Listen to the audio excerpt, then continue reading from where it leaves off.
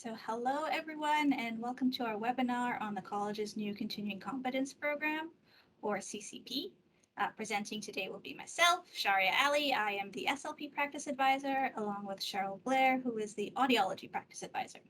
So we have been hinting at the changes to the CCP for some time now, so we're very excited to finally reveal what the new program will look like. So some quick housekeeping notes and then we'll jump right in.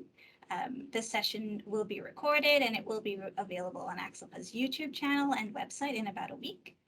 You'll notice your mic and video are off, but they're going to stay off for the duration of the webinar just because we have a lot of participants today. We're also anticipating a lot of questions as we will be outlining a whole new program for members. So we have reserved a bit of time at the end for questions. We also ask that you put your questions in the chat, but as we won't be able to see the chat while we're presenting and sharing screens, please save inputting your questions into the chat box until the end of the presentation so we don't miss any. But if you're having technical issues, please feel free to put that in the chat and let us know. ACSLPA's operations coordinator, Mackenzie, is on the webinar today and they can help you problem solve. So also before we get started, just want to state that work is still ongoing on the Continuing Competence Program. So while some elements are close to being finalized, others are still in earlier stages of development. Therefore, there may be some components that we'll only be able to give a general overview of. There might be some questions that we don't yet have the details to answer. But without further ado, I'll pass the mic to Cheryl to get us underway. Okay, hi everybody and welcome to this webinar. This is pretty exciting for us. We've been working on this for well over the last year. So the agenda today will be to first give you a brief outline of the why behind revising the CCP. And I'll try to give this background information as succinctly as possible because I know everyone is eager to see what the new program looks like. We'll go through the new overall framework and look at what members will have to do for the program in some more detail. And finally, we will outline the timeline for implementation of the program. So, first of all, why the change? Well, as you all know, having regulated members engage in continuing competence activities is one critical way in which ACSLPA fulfills its mandate to protect the public. We're all familiar with the program that has been in place, where we identify a goal, develop a learning plan to meet that goal, and then reflect on the goal at the end of the practice year. And of course, completing external feedback every 3 years. However, there are now some issues with this program that we hope to address with the revisions. The literature on assessing competence in practice, or to practice, has evolved considerably. And so the new program brings the college more in line with the current literature on the topic. For those who are interested, there is a report on the ACSLPA website that outlines the revision process and includes the literature used to inform the development of the new program. The references are there. We will show you exactly where to find resources on the website a bit later on in this presentation. So the current program, or the old program, does not allow for the identification of members most at risk for competence drift, which is a decline in competence over time. And therefore, it does not enable the provision of supports to members who may fall below competency requirements. We know that there's a substantial time and labor requirement on the part of members, and we hope that the new program will lessen some of that and be more meaningful. And there is new legislation that was introduced, so Bill 46 Amendment to the HPA, which now allows for the inclusion of assessments of competence to practice. So let's start with the evidence. The literature shows that being able to identify risks to competence and having supports in place really enhances and supports that competence level. Obtaining feedback from a trusted source, such as a trusted and respected peer, college, or supervisor, being engaged and invested in the profession, and continual learning through continuing education is what supports competence. Now, here we go. This is an overall flow chart of what the revised program will look like. We're mainly going to focus today on the elements of the new CCP. There is a link to this flow chart available on the ACSLPA website. So, as you can see, There are on the left-hand side the elements of the CCP that we're proposing. As we do currently, there will be an annual audit of submissions. And now, if the audit notes some concerns, the file will be referred to assessment. As you can see, the assessment process has a number of steps with an exit point at each step if concerns are addressed and there's no need to go further. So we'll touch upon this again, but what I really want you to know up front is that this assessment process is entirely meant to be a supportive and positive approach to helping members keep within their required competence levels. Okay, so our design objectives. ACSLPA's overarching principles are built into the program. First, this program, and particularly the assessment component, again, is meant to be a positive and supportive experience, not punitive in any way. The goal throughout the process is to identify the areas where a member referred for assessment needs support to maintain their competence and to provide that support in a positive and meaningful way. Second, we are aiming to produce a continuing competence program that gives every member a fair opportunity to meet the requirements at all stages of the process. For example, we are tailoring the elements of the CCP so that everyone can provide the information needed to fill out these forms, regardless of your practice scope, setting, or number of years of experience. We are developing rubrics for evaluation to make the process as fair and as objective as possible. So we've made use of the best current evidence to design a program that is effective at measuring competence, is relevant to practice for audiologists and SLPs, and makes for more efficient use of the time that members spend completing these continuing competence requirements. Next. Thank you. So just another perspective on the CCP overview rather than the flowchart. It's a different flowchart here. This slide shows the process presented in a different way. So who is responsible for what and at what point in the process? The CCP begins when ACSLPA members fill out the 3 elements or components, that is, the risks and supports profile, a peer dialogue and reflection, and their continuing education activities. Once the member completes the submission, the Competence Committee takes over and reviews the submissions in an audit. From the audit, a small percentage of members may progress to the assessment portion, which is completed by separate assessors.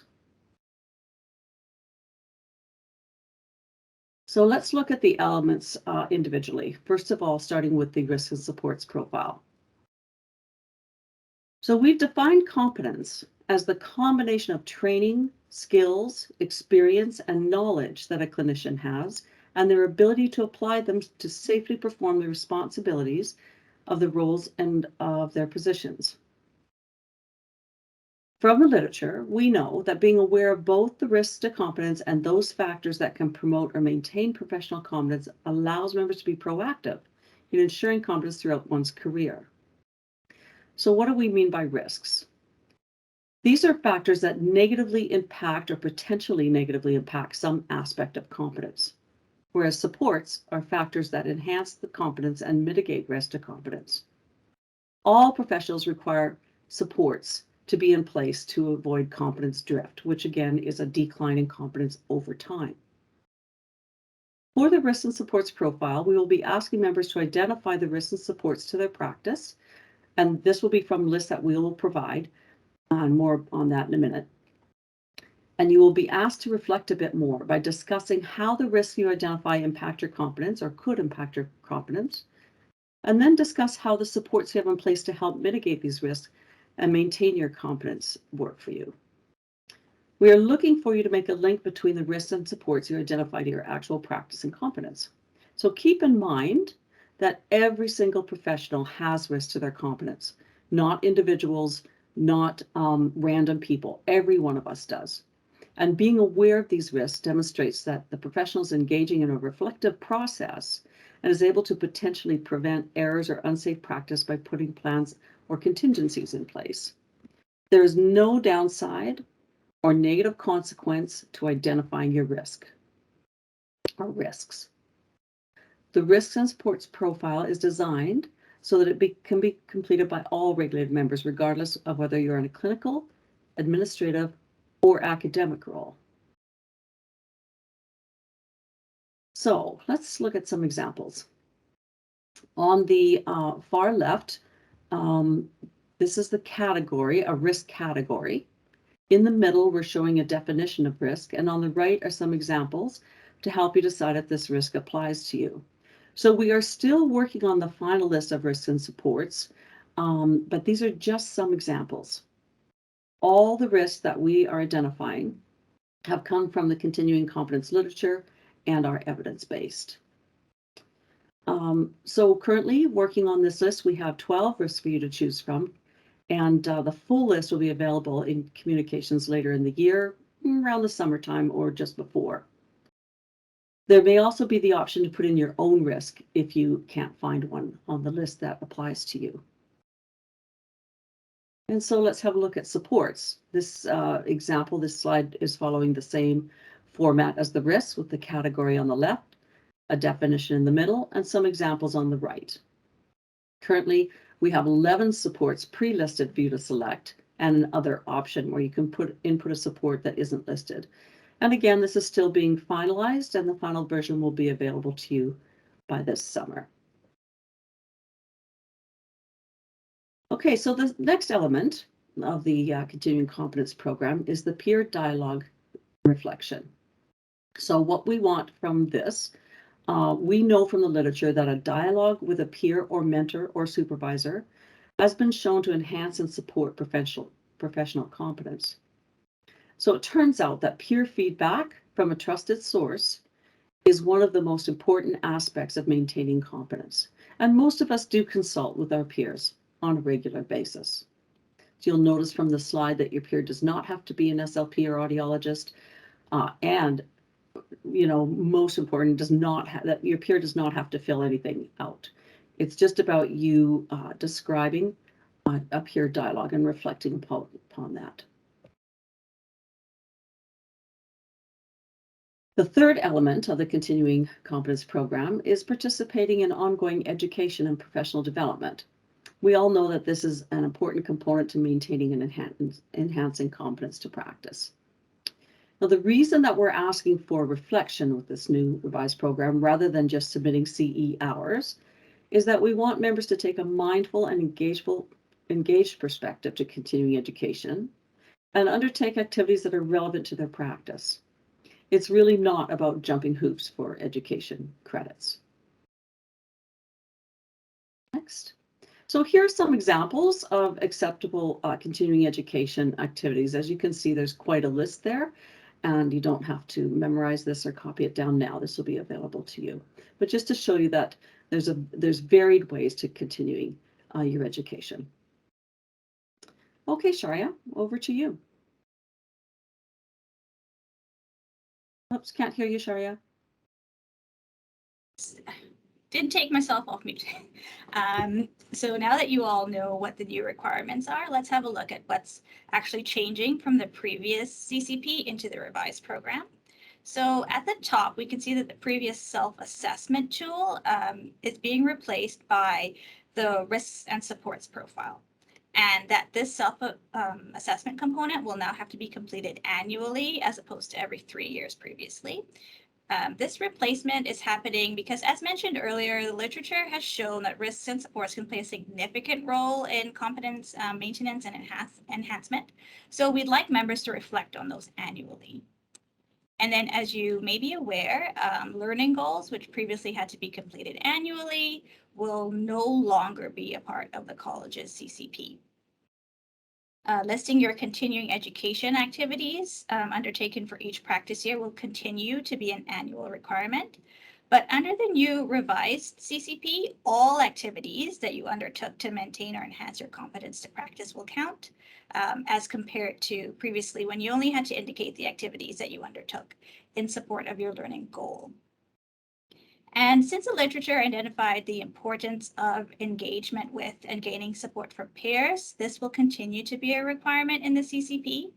And given its importance, again, reflection on a dialogue with a peer will now be an annual requirement as opposed to every 3 years when you were doing the external feedback options. However, the big change, as Cheryl mentioned, is that there will be no action required from your peer for you to complete this component.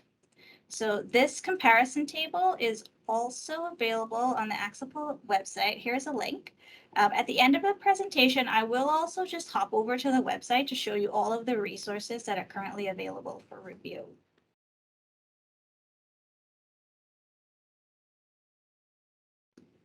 So, as we mentioned earlier, this new revised CCP is intended to be less time and labor intensive for members.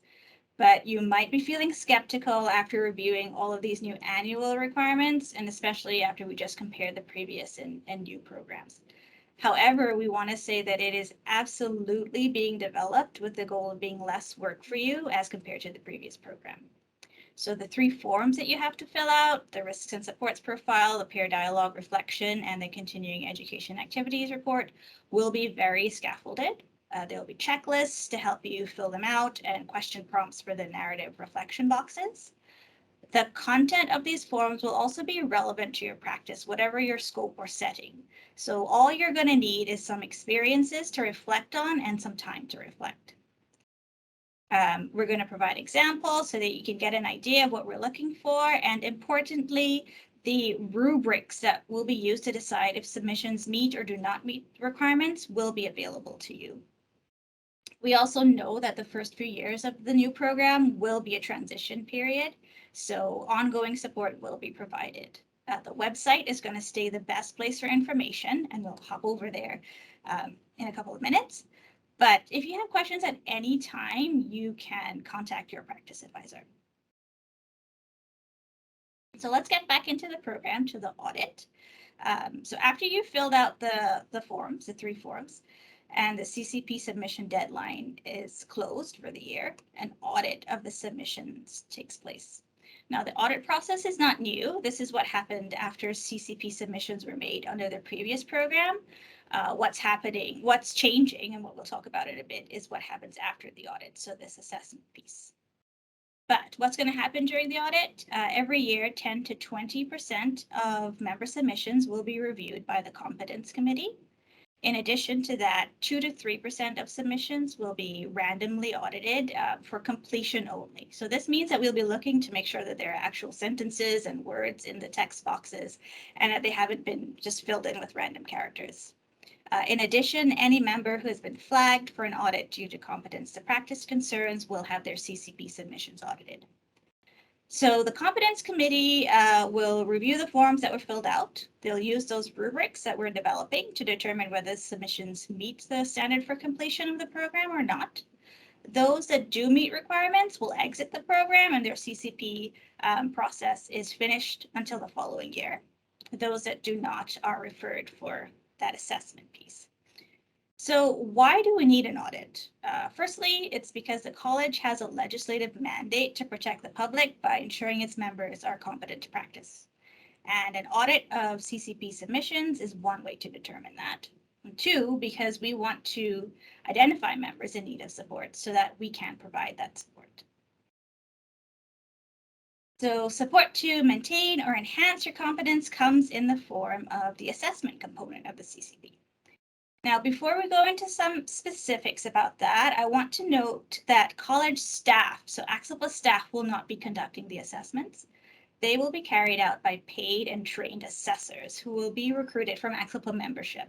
So the aim is to have a bank of assessors with experience in a range of practice scopes and settings, who have a greater awareness of and understanding of practice issues on the ground, and who will be able to offer practical solutions and support to members throughout the assessment process. So when members are referred for an assessment, they will be matched with an assessor who is experienced in a similar practice scope or setting as them. So for example, a member who works with preschool age clients will be matched with an assessor who also has experience working with preschool clients. I also just want to take a little time right now to maybe plant a thought of potentially signing up to be an interviewer or assessor with all of you. We will have more detailed information on the criteria and the roles and responsibilities and what the time commitments will look like when we officially open recruitment. But I just wanted to put it out there. Keep it in the back of your mind if you think that being an assessor or an interviewer is something that might interest you. So as Cheryl mentioned, assessment takes place in stages with potential exit points after each stage. So being referred for an interview after audit does not mean that you're going to go through each of these stages. It does not automatically mean that you're going to have an on-site visit. In fact, we anticipate that most members who are referred for assessment will exit after the interview stage, and that there will be very few members who actually progress to the on-site visit. So a few more details on the assessment components. It takes place in stages, as we said. The first is an interview. So the interview is focused on the member's CCP submission only. So the information on those three forms, the risk and supports profile, the pair of dialogue reflection, and continuing education activities report, those will form the basis of the discussion in the interview. So during the interviewer will work from developed questions designed to get more information on the areas where the member's CCP submission may have been deficient, as per the scoring rubric. And the interviewer can also provide guidance and support at this stage. For example, providing supports that can be put in place to mitigate risks, or suggesting some continuing education activities that can be undertaken to support competence. So the goal of the interview is to get more information so that the member either demonstrates that they're able to meet competence requirements through a discussion, or that a plan is developed to enhance their competence up to standards. So if concerns persist past the interview, a member will be referred for a practice review, which takes place in two stages. There's a chart review and an on-site visit. So if after the chart review concerns persist, member can, only if required, proceed to the on-site visit. So assessment is designed as a progression because as we move down the line in the process, there's increased support and coaching and guidance that is provided to members.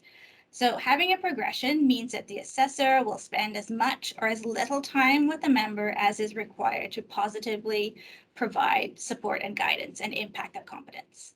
And in that way, only the support that's needed is provided. As we move down the progression as well, the time and labor intensity and the resources required of both the member and assessor are increased. So we want the individuals involved in the process to expend only the effort that is needed. So the operational details of the practice review, so the chart review and the on-site visit, are still being finalized, and we'll have more information later on in the year. But we wanted to make you all aware of it at this time. It is a major change that's going to impact members.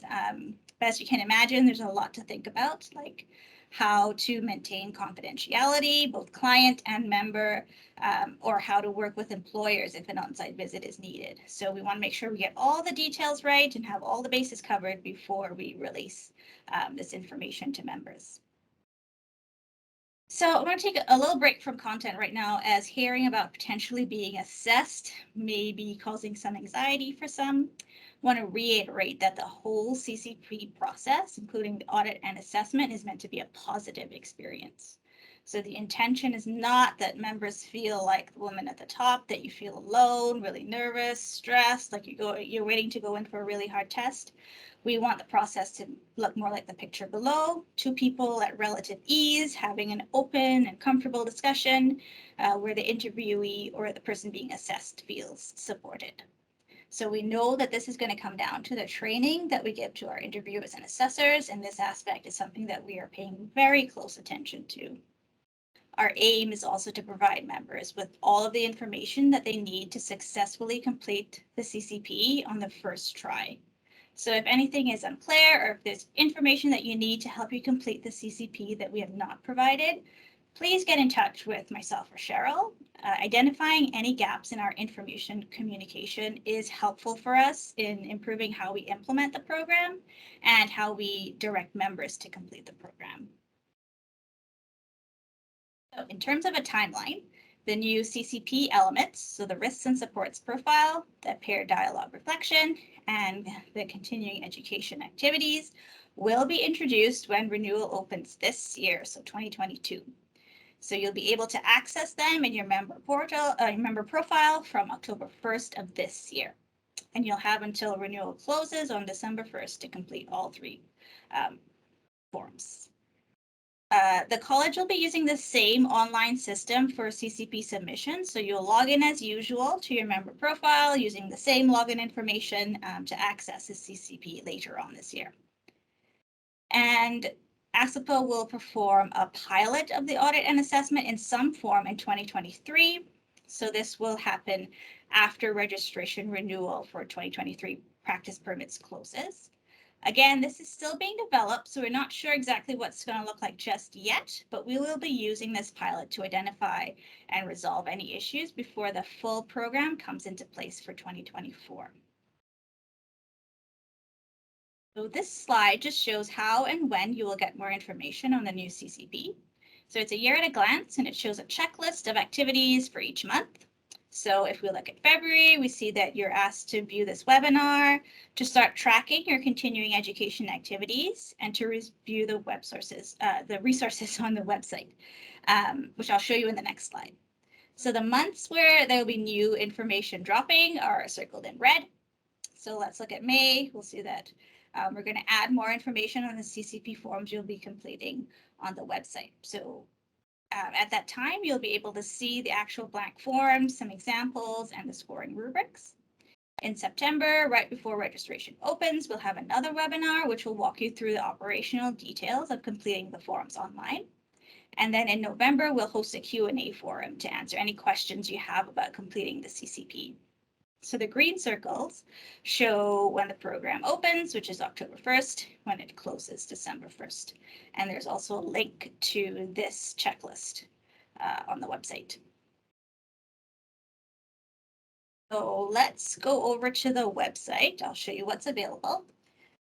So I am on ACSLPA.ca, and this is a home page. So to get to the continuing competence program information, go to members and applicants, go down to continuing competence program. Now, this information on the left just outlines the mandate to the college under the Health Professions Act to have a continuing competence program. So this information hasn't changed. But on the right, this menu, we've updated the information that's available. So the first thing is a background and rationale report for members. So this report goes into much more detail around about the drive for change, why we're changing the program. It summarizes the messages from the literature review. It also summarizes the results of environmental scanning, so looking at what other colleges were doing with their continuing competence programs. It looks at the program elements in a little more detail, and at the end, as Cheryl mentioned, there's that list of references and resources that were used to develop the framework for the college's new program. That checklist that I just showed you is available as a standalone PDF. Also, the framework flowchart is available on the website. And I know some people, I was seeing in the chat, some people had some issues viewing it on the slide, but it's available on the website as well. And I think Mackenzie also added it to the chat, so that's available there. The other thing that's available is that list of continuing education categories and what sort of counts, what you can add to your continuing education activities reports. So we'll be asking that you record specific references for the activities that you completed, so dates, topics, websites, etc. There is a continuing education activities tracking form that's linked on this form, and it's also available just standalone as on the website. So use of this form is optional. So if it's at all helpful to you to keep track of your continuing education activities, go ahead and use it. If you have a different system, use that. We're not going to ask that you upload this form with your actual submissions. It's just if it's of use to you, you can go ahead and use it, but we're not going to ask to see it. And then the last thing that's available is just that comparison table of the older program and the revised one and what's changing. So I will hop back to the presentation, but it's just going to go to our last slide, which will transition to questions. Given the amount of participants today, we're again asking that you put your questions in the chat. We'll try to get through as many questions as possible. I'll also make a note of all the questions asked and type up some responses, and I'll make that question and answer document available to you as well. If you don't feel comfortable asking a question in this large group or a question comes to you later on, feel free to send an email to Cheryl or myself. So bear with me for 1 minute while I stop sharing my screen so we can get to the chat. Okay, so seeing a question on here, can you be mindful of using a similar tracking code as we do for SAC so that we're not double coding? So this tracking form, I did look at the SAC tracking form and kind of took a little bit, kind of used that as a format a little bit. But we're kind of laying out how we're expecting members to input that information a little differently. If you prefer to use that SAC one, go ahead. You do not have to use that SAC form in addition to the tracking form that we've provided. You could just use the SAC and use that to keep track of your education activities and then just input it into our online system. So you don't have to use both. Okay, so a question about minimum number or type of hours of continuing education activities. So there is no minimum amount of hours that's required. Our requirement is that you take off at least one of the different kinds of continuing education activities. So I'll go back to my slide to the presentation, perhaps. So there's no minimum amount of hours that's required. You will only have to indicate that you've done at least one of these categories of continuing education activities. Will we be required to reflect on each continuing education activity? I don't think so. If you can just link how they, in general, link to your competence, if there's a few that you want to focus on, but if you have a whole bunch, then you won't be required to reflect on each one. Question about chart audits and how to access charts, how access to charts will happen. And just saying that AHS, for example, won't just let anyone look in a chart. This is something that we were also thinking about a lot as we develop the framework for this. Right now, we are meeting with other colleges to see how they do their chart review and how they work and liaise with employers. So that is something that we are thinking about. We're aware that it can be difficult if you have, especially a larger employer like AHS or a school board, getting access to that information. So that is something we are paying attention to and that we are going to try to work out. We don't have the answers just yet. Okay, there's another question. Cheryl, maybe I'll get you to answer this one. What constitutes a pair? So those of us in leadership roles may or may not regularly work with those from our college. Yeah, so you can jump into Sharia if I've forgotten something, but just off the cuff, a peer would be like a trusted advisor or mentor. So someone that you would approach to discuss a situation that you have in your work or that you might feel will be upcoming in your work, and you just want to go over how you would deal with it or how other people have dealt with it. The peer should be relevant to the situation that you want to reflect on or discuss. Does that answer your question? Just needs to be relevant. It needs to be someone trusted whose advice and experience you seek and is beneficial or enhances your practice. Anything you want to add to that, Sharia?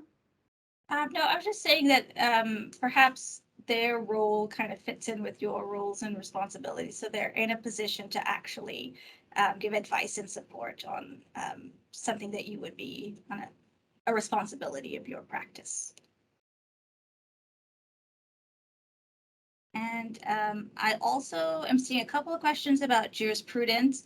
Apologies, we did not mention this, but jurisprudence will continue to be a requirement. Jurisprudence is sort of separate from the continuing competence program. It's sort of a standalone requirement all on its own. So you will continue to have to complete jurisprudence every 3 years. And just a follow-up from that question about pairs. So it does not have to be a member of the college. No, does not have to be an SLP or audiologist, just sort of fitting in, and they're able to provide you some advice and support on an activity that you will be completing. There is a question around how does this demonstrate competence though? So I'm assuming that's around, all of the three elements, the risks and supports and the peer engagement and continuing education activities. I know, Cheryl, if you want to take a stab at this one, but what I'll just say is that this is these activities were selected because they've just been identified in the literature as being impactful on competence to practice. I'm thinking maybe Jasmine might be referring to how does the jurisprudence requirement maintain competence. If I'm accurate in that, it's just that we need to know as members of the college that you know what we need you to know as regulated members of the college. Oh, and just a note from Susan Raffett in the chat, who is our deputy registrar, that jurisprudence is every 5 years, so not every 3. And then the question about demonstrating competence, I don't know if we've answered it. Feel free to put a follow-up in the chat. But I will say, though, that in terms of demonstrating competence, we're developing the forms and the rubrics with that in mind, that we are actually measuring competence. And that so like the information that you put on there is, sort of linking back to competence, that you're able to sort of reflect on the information and link it back to your competence. So that is something that we're keeping in mind, is that what we're asking you to fill out is actually capturing your competence to practice. I think we anticipated an absolute flood of questions, so we must have covered things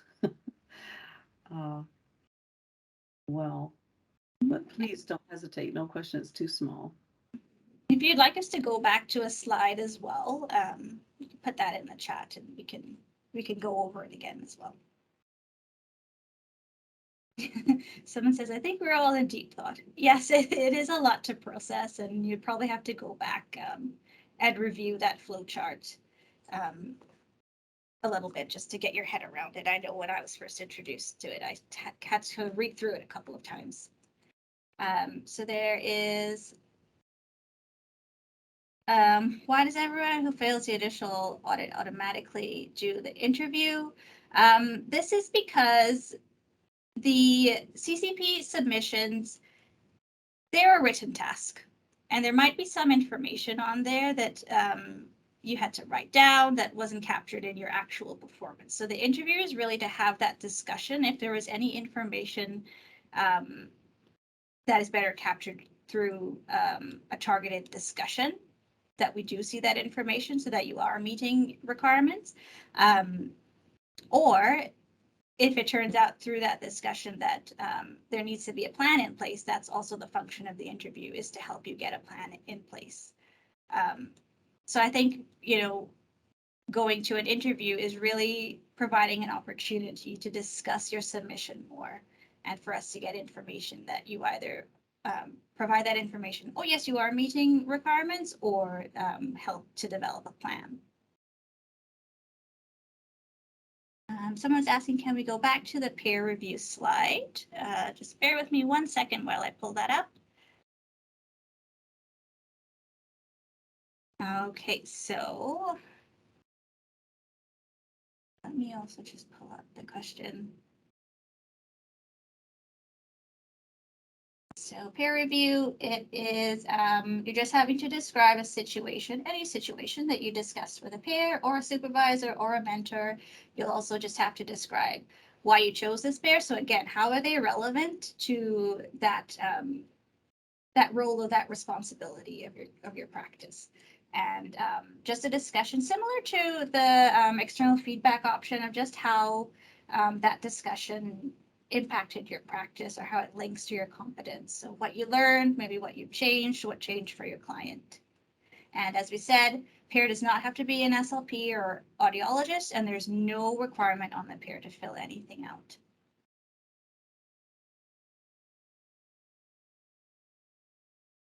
Okay. Oh, and there's another question about peer conversation. Can be done at any point in the year? Absolutely. Just as long as you have an experience to reflect on when you go to fill out this form.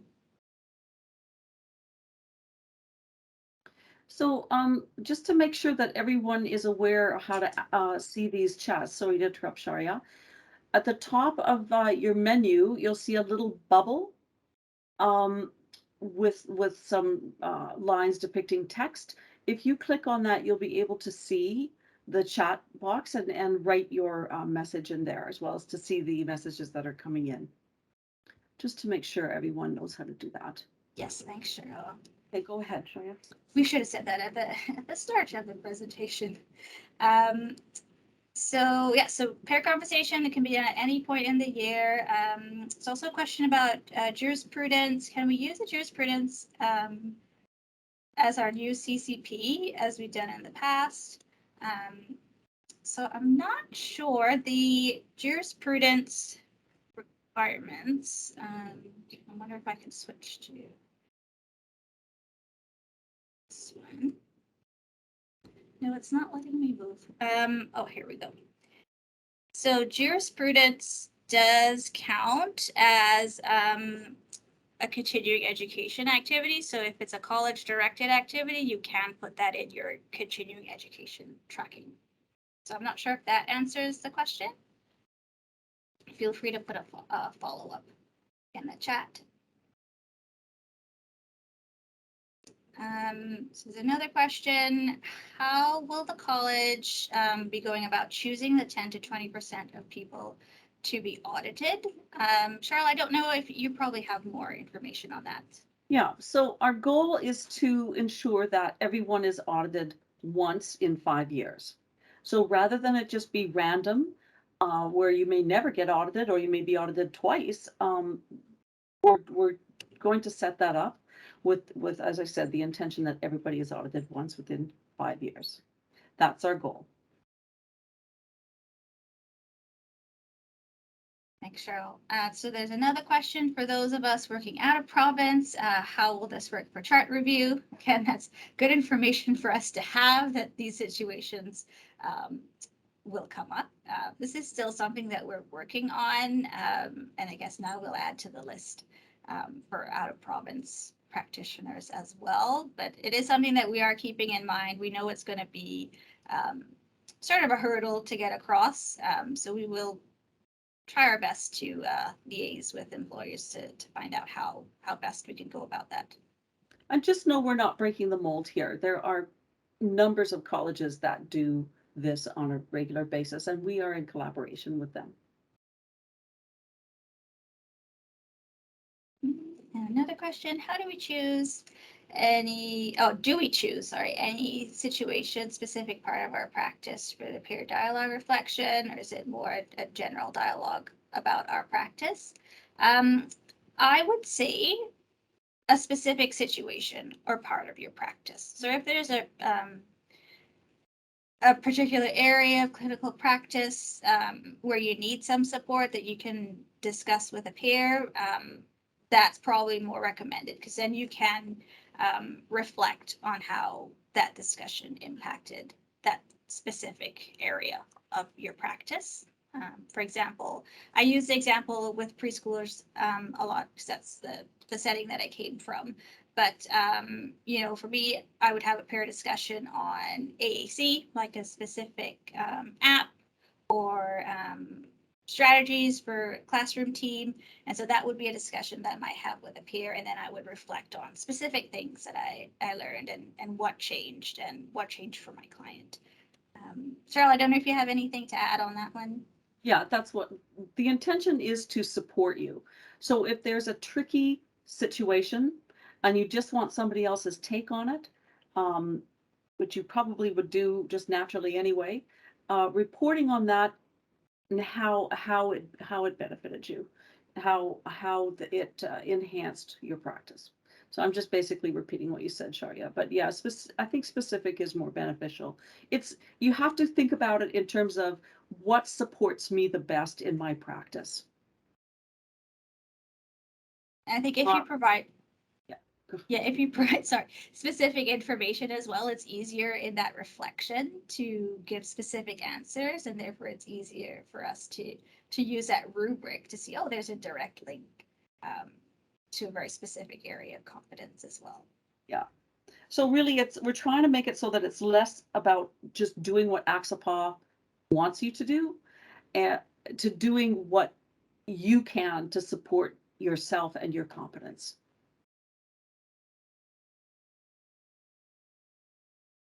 And there's another question. How are the continuing education activities reported? So if we aren't submitting the chart that it showed, I'm wondering if I'm recording it about twice. So the way it's set up currently and the way that we're thinking is that it would be reported in the same way that it is now, or has been. So there's just that open sort of text box where you would input specific information in.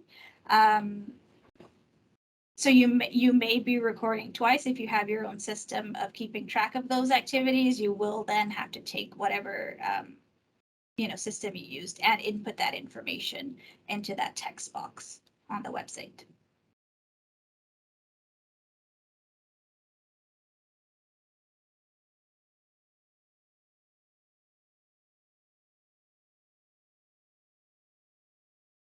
I think that was our last question. That's currently in the chat. So again, if there's a slide that you'd like us to go back to, let us know as well.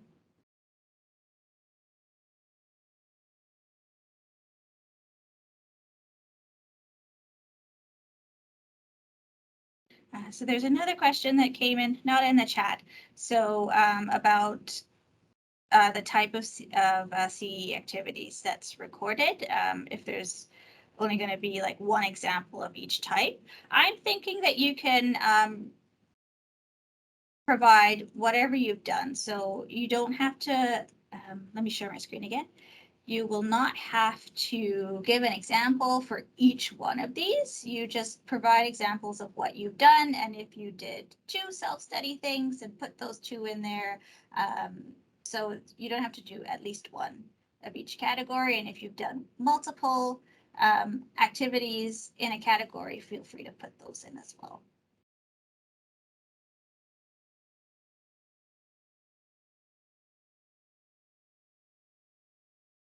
So will this be an ongoing document? For example, if I have a peer discussion reflection next month, can I fill that in now or do I have to wait? Currently, you will have to wait because the actual systems have not been updated with these forms, but that is something for us to maybe think about and see if our system is able to handle that you can input throughout the year. I think there might be some capability for that. That was set up in the previous program. So that is something that we will look at. That you can input information as it happens. So to confirm, oh, sorry, there's another question.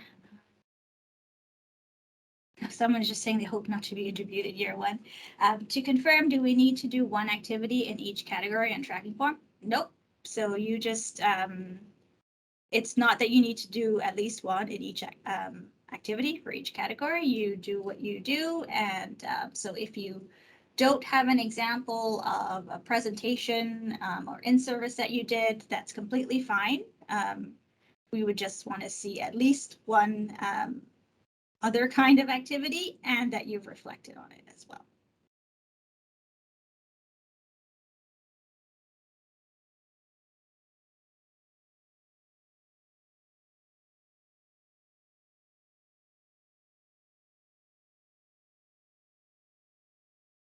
So Susan, our Deputy Registrar, is just saying again that the program is a work in progress. So we'll consider feedback to determine if we need to rethink some of the processes. So absolutely, the questions that we're getting now is really helpful for us in considering, maybe some things that we need to change in the process, like your uploading a chart of ongoing competence activities, so you're not reporting twice, or that you're able to input that reflection with your peer earlier in the year. You don't have to save it until renewal opens. So Susan just says no promises, but it's something that we can look into. Can we make a fillable version of the continuing education tracking form? We can do that, so I will make a note of that as well.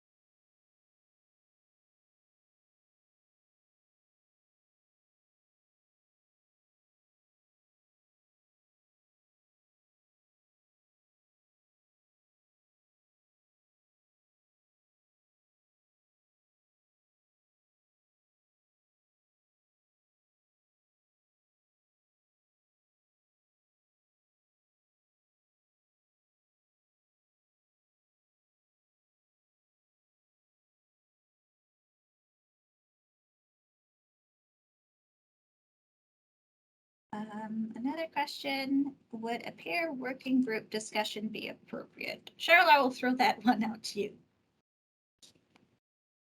Would a peer working group discussion be appropriate? Do you mean for the peer dialogue reflection? I would say yes. The key, though, from what I've read in the literature, is that whomever you're discussing the issue with, that you trust them, that there isn't any undermining, undercutting, holding back because you're being afraid of being judged, that these are trusted peers that can actually put egos aside and just discuss a topic or a situation.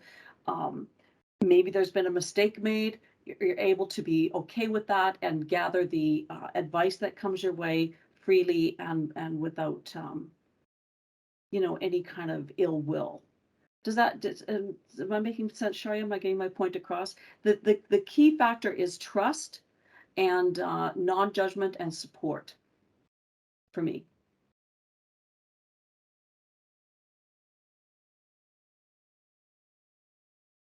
Someone's just saying lots to think about. Yes.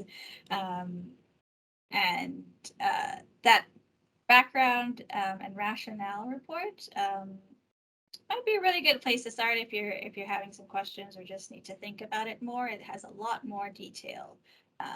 It is 9 pages, so it's it's a bit long, but it does kind of lay out everything in a lot more detail, and the references and resources section. If you have time, give that a look through as well. Yeah, and if you think of your questions, as you go, you can certainly pose them to us. We might not be able to answer them all just yet, but please send them our way.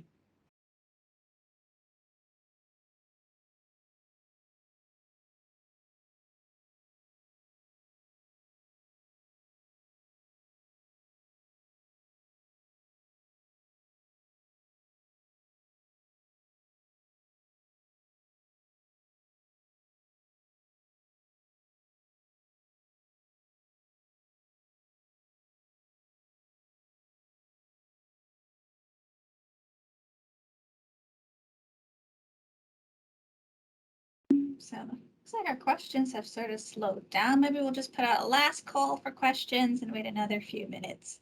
And then if nothing else comes in, maybe you can let you all off a little bit earlier than anticipated.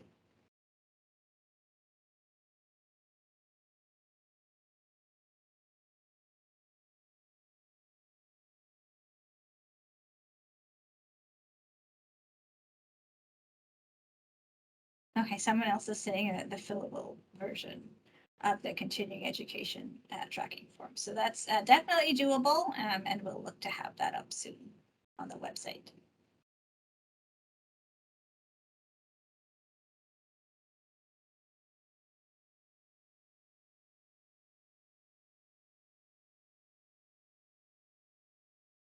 Okay, it's nice to have a heads up on what is to come. Absolutely, and like we said, some of it is just we're still work is still ongoing. It's not finalized yet, but it is especially the assessment pieces represents a huge change. So we wanted to make people aware of it as early as possible.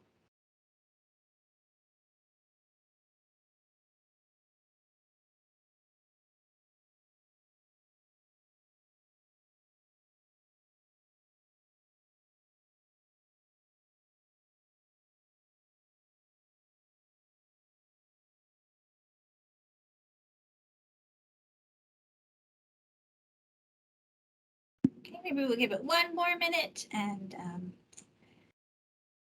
then we can finish up. Okay, information is very clear. Good feedback.